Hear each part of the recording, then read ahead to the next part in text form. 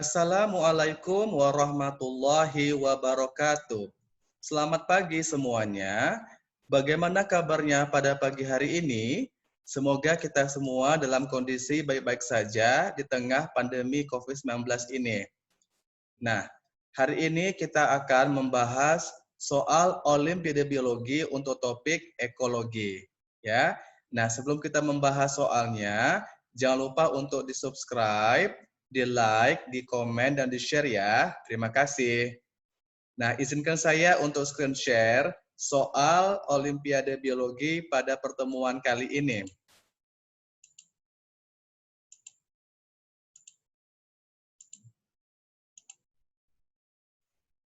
Oke, jadi topiknya adalah tentang ekologi. Langsung saja kita akan membahas soal yang pertama. Suatu upaya pemantauan berkala dilakukan di sebuah perairan. 4 hal yang diamati adalah biomasa fitoplankton pada grafik A, produktivitas primer dari fitoplankton pada grafik B, kejernihan air pada grafik C, dan kelimpahan tanaman yang hidup di dalam air pada grafik D. Nah, di sini ada 4 grafik ya, grafik A, grafik B, grafik C, dan grafik D. Nah, berdasarkan informasi di atas, tentukan apakah pernyataan-pernyataan di bawah ini benar atau salah. A. Meningkatnya biomasa fitoplankton diiringi oleh meningkatnya produktivitas primer dari tanaman-tanaman yang hidup di dalam air. B. Fitoplankton merupakan kompetitor dari tanaman yang hidup di dalam air dalam memperebutkan cahaya matahari. C. Setiap tahunnya, kelimpahan tanaman yang hidup di dalam air selalu mengalami penurunan. D. Kedalaman keping seci atau seci disk yang cenderung menurun setiap tahunnya, kemungkinan disebabkan oleh semakin banyaknya fitoplankton yang menghalangi penetrasi cahaya. Nah, jadi kita akan membahas apakah jawabannya benar atau salah. Nah, yang pertama kita membahas yang bagian A dulu ya. Nah, kira-kira apa jawabannya? Nah, jadi berdasarkan informasi ini, maka yang A ini jawabannya adalah salah. Mengapa salah? Karena meningkatnya biomasa fitoplankton diiringi oleh meningkatnya produktivitas primer dari fitoplankton, bukan dari tanaman-tanaman yang hidup di dalam air. Maka jelas yang A jawabannya adalah salah. Oke, jadi meningkatnya biomasa fitoplankton itu seiring atau beriringan dengan meningkatnya produktivitas primer dari fitoplankton itu sendiri. B. Jelas jawabannya adalah benar. Fitoplankton merupakan kompetitor atau pesaing dari tanaman yang hidup di dalam air dalam memperebutkan cahaya matahari. Ya, di sini ada yang namanya kompetisi atau persaingan. Nah, ketika biomasa fitoplankton meningkat, maka kejernihan air akan berkurang secara proporsional. Hal ini secara tidak langsung dapat menyebabkan ketersediaan energi matahari bagi tanaman-tanaman yang tumbuh di dalam air itu akan menjadi berkurang. Nah, yang bagian C, jawabannya adalah salah. Sudah jelas ya? Nah, jadi perhatikan grafik yang bagian D. Nah, pada grafik D itu disebutkan bahwa kelimpahan tanaman yang hidup di dalam air. Nah, pada grafik D menunjukkan kecenderungan negatif. Secara umum menurun seiring berjalannya waktu. Namun, jika dilihat per tahun, maka kelimpahan tanaman tidak selalu mengalami penurunan. Nah, jadi setiap tahunnya kelimpahan atau abundance tanaman yang ada di dalam air itu tidak serta-merta mengalami penurunan. Jadi jawabannya adalah salah. Nah, bagian D, benar jawabannya ya. Jadi kedalaman keping seci atau seci disk yang cenderung menurun setiap tahunnya kemungkinan disebabkan oleh semakin banyaknya fitoplankton yang menghalangi penetrasi atau masuknya cahaya matahari. Nah, jadi penetrasi cahaya diukur menggunakan CCDs, di mana pada saat pengambilan data menggunakan CCDs, diambil nilai kedalaman cahaya yang masuk ke dalam perairan, yaitu pada saat terlihat samar-samar. Penetrasi cahaya juga disebut dengan iluminasi cahaya, di mana intensitas penerangan atau kekuatan penerangan adalah fluks cahaya yang jatuh pada permukaan. Selanjutnya, iluminasi suatu sumber cahaya akan menurun dengan semakin meningkatnya jarak dari sumber cahaya tersebut dan nilainya akan lebih berkurang apabila nilai tersebut memasuki air karena mengalami pemudaran. Besarnya iluminasi cahaya atau E besar ditentukan oleh intensitas cahaya penyinaran atau I besar dan jarak dari sumber cahaya atau R kecil yang dirumuskan sebagai berikut. EX sama dengan E dikali E R kuadrat dikurang KX. Nah, di mana menurut si Nikonorov, koefisien peredupan cahaya dalam suatu perairan dihitung dari pembacaan kedalaman keping Secchi atau Secchides dengan menggunakan hubungan empiris K sama dengan 0,191 tambah 1,242 per SD dalam kurung R kuadratnya sama dengan 0,853. Nah, penetrasi cahaya atau daya tembus cahaya terhadap perairan diukur menggunakan Secchides. Jadi, A jawabannya salah, B benar, C salah, D benar. Oke, selanjutnya kita akan membahas soal nomor 2. Penerapan teknologi pertanian seperti pupuk kimia telah menyebabkan peningkatan produktivitas pertanian yang signifikan. Walaupun begitu, ada kekhawatiran akan efek sampingnya kondisi tanah dan kualitas lingkungan. Kini muncul berbagai pupuk alternatif yang lebih ekologis atau yang lebih ramah terhadap lingkungan. Salah satunya adalah dengan pupuk cyanobacteria. Cyanobacteria ini dapat memfiksasi atau mengikat nitrogen dari udara. Seorang petani mencoba mengaplikasikan atau menerapkan pupuk hayati ini di sawahnya untuk melihat apakah hasil panen padinya meningkat. Nah, berikut hasilnya. Nah, di sini ada sebuah tabel, ya. Di sini ada 3 area atau 3 wilayah, yaitu Asoda Todran dengan total lahan 7 hektar, ada area Asoda Shifan 4 hektar, dan Jakoda dengan total lahan 9 hektar.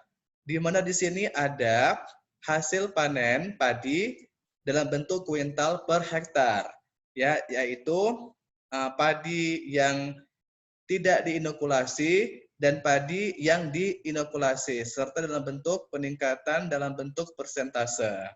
Nah, tentukan apakah pernyataan di bawah ini benar atau salah sehubungan dengan informasi di atas. A. Penggunaan pupuk cyanobacteria pada padi menyebabkan peningkatan hasil panen di 3 area, yaitu Asoda Todran, Asoda Shifan, dan Jakoda sebesar 12,26 hingga 19,48%. B. Pada Asoda Todran, terdapat 19,25% padi yang tidak berhasil diinokulasi dan 23% padi yang berhasil diinokulasi. C. Pupuk hayati berhasil meningkatkan produktivitas padi tanpa menimbulkan efek buruk atau efek samping bagi lingkungan. D. Produktivitas padi yang diberi pupuk hayati lebih tinggi daripada yang diberi pupuk kimia. Nah, langsung saja kita akan membahas jawabannya. Apakah benar atau salah? Yang bagian A dulu. Kira-kira apa jawabannya? Jelas ya, jelas. Jadi berdasarkan tabel yang ada di sini, maka A jawabannya adalah Benar, ya. Penggunaan pupuk cyanobacteria pada padi akan menyebabkan peningkatan atau akselerasi hasil panen di 3 area, yaitu Azolla Todran, Azolla Shifan, dan Jacoda sebesar 12,26 hingga 19,4%. Inilah range-nya atau kisarannya ya, 12 hingga 19%. Yang B, jawabannya adalah salah ya. Nah, jadi pada Azolla Todran yang totalnya adalah 7 hektar ini, padi yang tidak diinokulasi cyanobacteria menghasilkan 19,25% kuintal beras per hektar. Sedangkan yang diinokulasi menghasilkan 23 kuintal beras per hektar ya. Jadi jawabannya adalah salah ya. Bukan persen tetapi kuintal. Oke. Yang bagian C. Jawabannya jelas salah ya. Jadi pada tabel tidak terdapat informasi mengenai efek dari cyanobacteria terhadap lingkungan. Memang hal ini bukanlah cakupan kegiatan yang dilakukan oleh petani di atas, melihat efek pupuk hayati terhadap lingkungan ya. Jadi C jawabannya adalah salah. Kenapa salah? Karena di sini kita belum bisa melihat apakah informasi mengenai efek buruk dari pupuk ini terhadap lingkungan. Tidak dijelaskan secara gamblang ya. Dan kita belum bisa menyimpulkan apakah memang ada efek samping atau efek buruk bagi lingkungan dari pemberian pupuk cyanobacteria ya. Nah yang D, jelas jawabannya adalah salah. Jadi produktivitas padi yang diberi pupuk hayati lebih tinggi daripada yang tidak diberi pupuk hayati. Tabel data tidak menyebutkan apakah yang tidak diberi pupuk hayati itu diberi pupuk kimia atau tidak ya. Jadi kita belum bisa menyimpulkan jawabannya seperti apa. Jadi D ini jawabannya adalah salah. Belum jelas di soal ini. Maka langsung saja kita bahas. A jawabannya benar, B, C, dan D jawabannya salah. Oke. Selanjutnya soal nomor 3. Grafik berikut menunjukkan profil temperatur atau suhu pada sebuah danau di Austria ya. Nah, di sini ada sumbu X dan ada sumbu Y. Sumbu X ini menyatakan suhu atau temperatur dalam Celcius dan sumbu Y ini menyatakan kedalaman dalam satuan meter ya. Nah, di sini ada garis berwarna biru, ada garis putus-putus berwarna hijau, berwarna merah, dan sebagainya ya. Nah, kamu bisa melihat sendiri di tabel ini. Nah, berdasarkan informasi di atas, tentukan apakah pernyataan di bawah ini benar atau salah. A, pada bulan April merupakan masa terjadinya sirkulasi danau karena adanya homogenisasi. B, suhu di hipolimnion kurang lebih konstan atau tetap atau stabil sepanjang waktu. C, ketebalan lapisan epilimnion berubah-ubah atau tidak konstan. D, di akhir bulan November, suhu di permukaan air sudah mendekati suhu di hipolimnion. Nah, kita bahas ya yang bagian A dulu. Apa jawabannya? Jelas jawabannya adalah salah. Jadi, yang bagian A ini homogenisasi danau dan karenanya sirkulasi terjadi ketika tidak ada stratifikasi atau tingkatan suhu pada danau.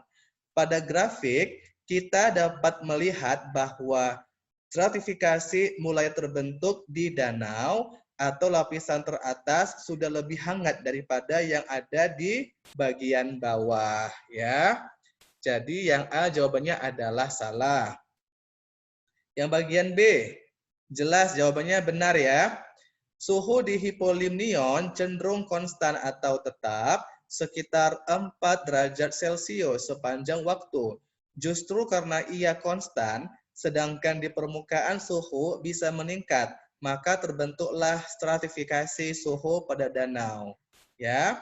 Nah, yang bagian C, Jawabannya adalah benar, ya. Ketebalan lapisan epilimnion berubah-ubah atau tidak konstan. Dapat dilihat pada grafik, ya, bahwa lapisan epilimnion bisa berubah-ubah ketebalannya. Pada bulan April yang berwarna biru ini, epilimnion yang bersuhu sekitar 8 Celcius sangat tipis dan langsung diikuti dengan lapisan mesolimnion atau termoklim, di mana terjadi gradien temperatur yang tajam seiring kedalaman danau hingga akhirnya konstan pada suhu 4 Celcius atau pada lapisan hipolimnion. Nah, pada tanggal 10 Agustus, ini ya, epilimnion yang bersuhu di atas 20 Celcius lebih tebal, ya. Jelas, berarti di sini ketebalan lapisan epilimnion bisa berubah-ubah. Nah, yang bagian D, apa jawabannya? Jawabannya adalah benar. Di akhir bulan November, ya, tepatnya pada tanggal 30 November, suhu di permukaan air sudah mendekati suhu di hipolimnion, ya. Nah, di akhir bulan November ini, suhu di kedalaman kurang dari 20 meter sudah hampir sama dengan suhu di kedalaman lebih dari 20 meter. Kemudian tak lama daripada ini, danau akan terhomogenisasi dan stratifikasi suhu pada danau akan menghilang sepenuhnya. Ya. Nah, di sini saya akan menjelaskan apa saja stratifikasi atau tingkatan vertikal kolom air berdasarkan perbedaan panas atau suhu pada setiap kedalaman perairan. Ada 3 ya, yaitu epilimnion, metalimnion, dan hipolimnion. Nah, epilimnion merupakan lapisan bagian atas perairan. Lapisan ini merupakan bagian yang hangat kolom air, suhu relatif konstan atau perubahan suhu sangat kecil secara vertikal. Seluruh massa air di lapisan ini tercampur dengan baik karena pengaruh angin dan gelombang. Nah, metalimnion atau yang sering kita sebut dengan termoklim terletak di bawah lapisan epilimnion. Perubahan suhu dan panas secara vertikal relatif besar pada lapisan ini. Setiap penambahan kedalaman 1 meter, terjadi penurunan suhu air sekitar 1 derajat Celcius. Sedangkan hipolimnion terletak di bawah lapisan termoklim. Lapisan ini lebih dingin, bercirikan adanya perbedaan suhu secara vertikal relatif kecil. Sifat massa airnya stagnan, tidak besar, ya, tidak mengalami percampuran atau mixing dan memiliki kekentalan air atau densitas yang lebih besar. Pada umumnya, di wilayah tropis memiliki perbedaan suhu air permukaan dengan bagian dasar hanya sekitar 2-3 derajat Celcius. Nah, itu merupakan stratifikasi dari kedalaman air berdasarkan perbedaan suhu atau temperatur, ya. Jadi ada epilimnion, metalimnion, dan hipolimnion. Oke, soal berikutnya. Berikut ini adalah grafik yang menggambarkan peluang terjadinya pemencaran individu atau emigrasi terhadap kepadatan populasi.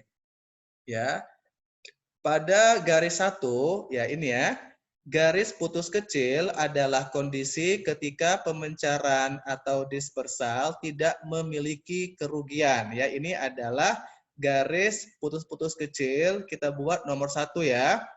Nah, sedangkan nomor 2 ini, nah ini merupakan garis hitam adalah ketika nilai kerugian sebesar 0,1. Sedangkan garis yang 3 ini adalah garis putus besar adalah ketika kerugian sebesar setengah. Jadi garis 1 ini adalah garis putus kecil, yang nomor 2 ini adalah garis hitam, dan yang ketiga adalah garis putus besar ya. Nah, di sini ada sumbu X, ada sumbu Y. Sumbu X ini menyatakan adanya densitas atau kepadatan populasi lokal, dan sumbu Y menyatakan probabilitas atau kemungkinan terjadinya pemencaran atau dispersal. Nah, tentukan apakah pernyataan di bawah ini benar atau salah sehubungan dengan grafik yang ada di atas. A. Pada kepadatan populasi tertentu, peluang atau probabilitas terjadinya emigrasi atau pemencar individu selalu lebih besar pada kondisi 2 dibandingkan 3. B. Pada kondisi 1, laju perubahan peluang terjadinya emigrasi terhadap kepadatan populasi bernilai konstan atau tetap. C.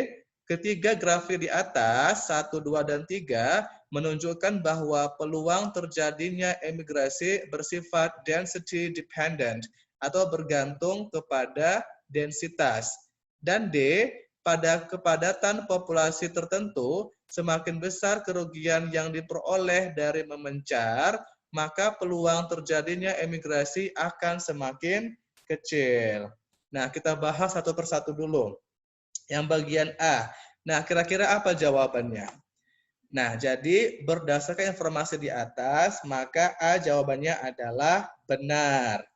Nah, pada kepadatan populasi tertentu, peluang terjadinya emigrasi atau pemencaran individu selalu lebih besar pada kondisi 2 dibandingkan 3.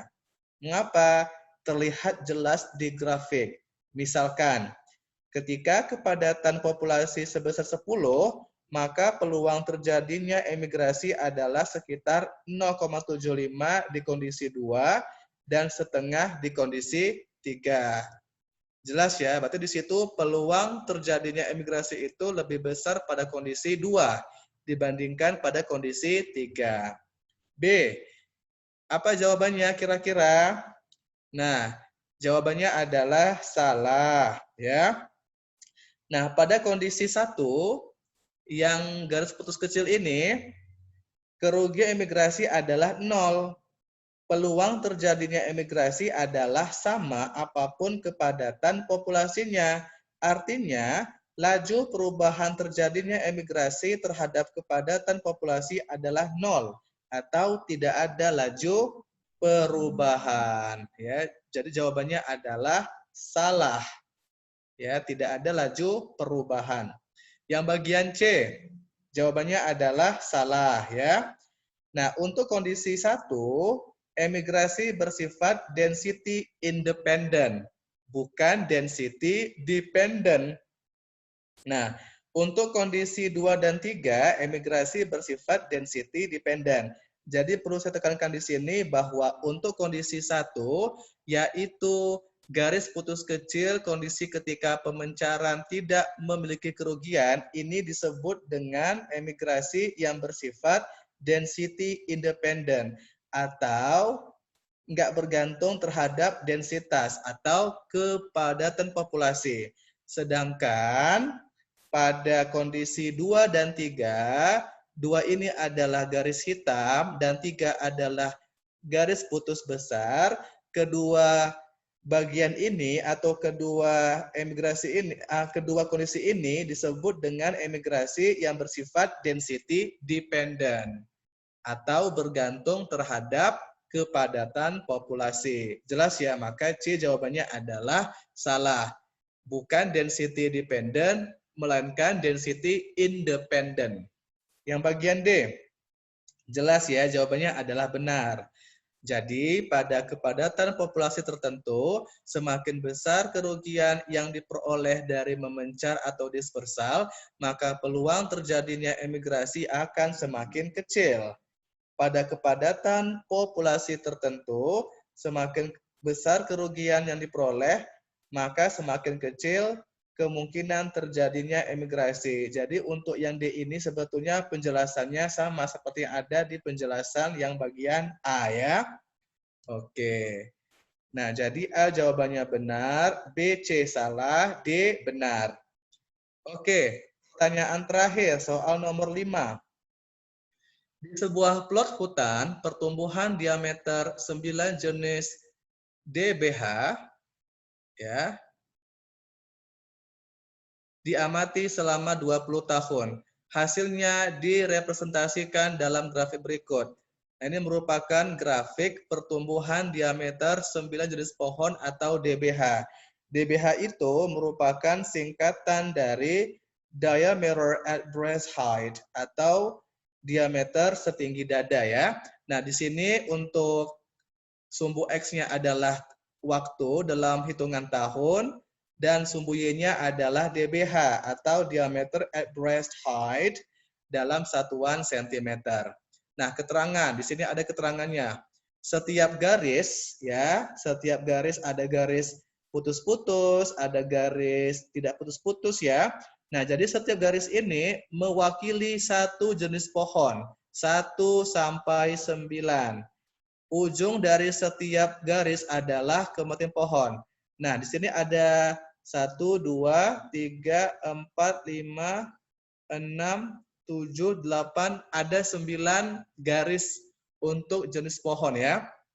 Nah, berdasarkan informasi di atas, tentukan apakah pernyataan di bawah ini benar atau salah. A. Pohon jenis 1 ini ya, pohon jenis 1 adalah kompetitor atau pesaing yang sangat unggul bagi pohon jenis lain. B. Selama 9 tahun pertama, pohon-pohon tumbuh sangat lambat, tak lebih dari 2 cm. C. Ketika pohon jenis 1 mati, maka laju pertumbuhan dari pohon-pohon lainnya akan meningkat. Sedangkan D. Pola pertumbuhan pohon-pohon pada blok hutan tersebut mengikuti pola pertumbuhan logistik. Oke, kita bahas satu persatu dulu ya. Nah, di sini ada istilah DBH. Nah, mungkin kalian belum pernah mendengar istilah DBH ini, maka saya akan menjelaskan sebetulnya apa itu DBH atau DBH ya. Nah, jadi DBH atau diameter at breast height atau disebut juga dengan diameter setinggi dada adalah standar pengukuran paling umum untuk menghitung dimensi suatu pohon. Pengukuran DBH biasanya digunakan untuk menghitung pertumbuhan pohon, membandingkan dimensi atau besaran berbagai pohon, dan menghitung biomasa atau simpanan karbon. Untuk mengukur DBH, kita membutuhkan alat diameter tape atau pita meteran. Terkadang kita juga membutuhkan seorang asisten untuk membantu mengukur diameter pohon yang sangat besar. Nah, bagaimana cara mengukur DBH? Nah, caranya mudah saja. Di sini ada beberapa langkah. Yang pertama, dengan menggunakan meteran. Hitung tinggi 1,3 meter atau 4,5 kaki dari atas tanah. Kemudian kalian tandai titik tersebut. Secara praktis di lapangan, tinggi ini dapat diukur kira-kira setinggi dada orang dewasa. Oke. Nah, seterusnya, lilitkan diameter tape atau pita meteran ke batang pohon. Pastikan meteran tersebut lurus dan kencang di sekeliling pohon. Nah, selanjutnya, catat panjang diameter atau garis tengah yang tertera di diameter tape atau meteran tadi, kemudian keliling batang pohon yang tertera di meteran. Itu kamu catat berapa panjang diameternya atau keliling batang pohonnya yang tertera di meteran ya. Nah, yang terakhir adalah apabila menggunakan meteran, maka nilai keliling pohon dibagi dengan V. V itu adalah 3,14 atau 22/7. Misalnya, keliling pohonnya adalah 110 cm, maka dibagi dengan 3,14. Hasilnya adalah 35 cm. Nah, sebenarnya lebih mudah menggunakan diameter tape karena angka diameter sudah langsung tertera di pitanya. Tidak perlu ada perhitungan tambahan. Nah, sebetulnya mudah sekali untuk mengukur DBH dari suatu pohon ya. Nah, itu informasi yang penting tentang DBH atau diameter setinggi dada. Nah, langsung saja kita bahas apakah jawabannya benar atau salah. Yang bagian A dulu. Kira-kira apa jawabannya? Jelas ya, jawabannya adalah benar. Pohon jenis 1 adalah kompetitor yang sangat unggul bagi pohon jenis lainnya. Ketika pohon 1 ada, Hanya ia yang terlihat tumbuh dengan laju yang lebih cepat dibandingkan dengan pohon yang lain. Ketika ia hilang dari plot, yang lain langsung menunjukkan laju pertumbuhan yang lebih cepat. Hal ini menunjukkan bahwa pohon satu adalah kompetitor yang sangat unggul, yang sangat hebat bagi jenis lainnya. B. Apa jawabannya? Jawabannya adalah salah, ya. Nah, selama 9 tahun pertama, semua pohon, ya, dari pohon 2 sampai 9, kecuali pohon 1, laju pertumbuhannya tak lebih dari 2 cm. Ya, jadi tidak semuanya memiliki laju pertumbuhan yang sama, ya. Jadi hanya pohon nomor 2 sampai 9 saja yang memiliki laju pertumbuhan tak lebih dari 2 cm. Oke. Nah, yang bagian C. Apa jawabannya? Jawabannya adalah benar. Jadi jelas ya, ketika pohon jenis satu mati, maka laju pertumbuhan dari pohon-pohon lainnya juga meningkat. Nah, sebetulnya untuk yang bagian C ini penjelasannya sama dengan yang di bagian A tadi, ya. Yang bagian D, apa jawabannya? Jawabannya adalah salah. Jadi, pola pertumbuhan pohon-pohon pada plot hutan tersebut bukan mengikuti pola pertumbuhan logistik, melainkan mengikuti pola yang bersifat linier, ya. Jadi pola pertumbuhan pohon-pohon tersebut bersifat linier atau membentuk garis lurus, bukan bersifat logistik, ya. Nah, di sini perlu saya jelaskan macam-macam model pertumbuhan populasi pada suatu pohon, ya. Nah, di sini model pertumbuhan populasi adalah model matematika yang menggambarkan pertumbuhan populasi. Menurut Yulianti tahun 2005, ada beberapa model pertumbuhan populasi, diantaranya adalah model diskrit, model eksponensial, model pertumbuhan populasi dengan distribusi umur, dan model logistik. Nah, kita bahas satu persatu. Yang pertama, model diskrit. Model diskrit merupakan model yang menggambarkan pola pertumbuhan populasi dengan memandang interval waktu pengamatan sebagai variabel yang diskrit. Kemudian model eksponensial merupakan model yang menggambarkan pola pertumbuhan populasi dengan memandang interval waktu pengamatan sebagai variabel yang kontinu atau bersambung atau berlanjut. Kemudian model pertumbuhan populasi dengan distribusi umur. Nah, pada model ini membagi populasi ke dalam kelompok umur dengan memandang setiap kelompok umur mempunyai kontribusi khusus terhadap model populasi. Sedangkan model logistik merupakan model pertumbuhan populasi yang mempertimbangkan keterbatasan lingkungan sehingga laju pertumbuhan populasi tergantung pada kerapatan populasinya. Nah, itu merupakan macam-macam atau tipe-tipe model pertumbuhan populasi pada suatu pohon, ya. Jadi yang D ini sebetulnya bukan pola pertumbuhan logistik, melainkan pola pertumbuhan yang bersifat linier. Nah, itu merupakan pembahasan soal Olimpiade Biologi untuk materi ekologi. Nanti untuk pembahasannya akan saya buat di kolom deskripsi, ya. Nah, sekian pembahasan tentang Olimpiade Biologi khususnya pada materi ekologi. Jika ada pertanyaan silakan ditanyakan di kolom komentar. Jangan lupa di like, di komen, dan di share. Oke, terima kasih atas partisipasinya. Sampai jumpa pada pertemuan berikutnya. Wassalamualaikum warahmatullahi wabarakatuh.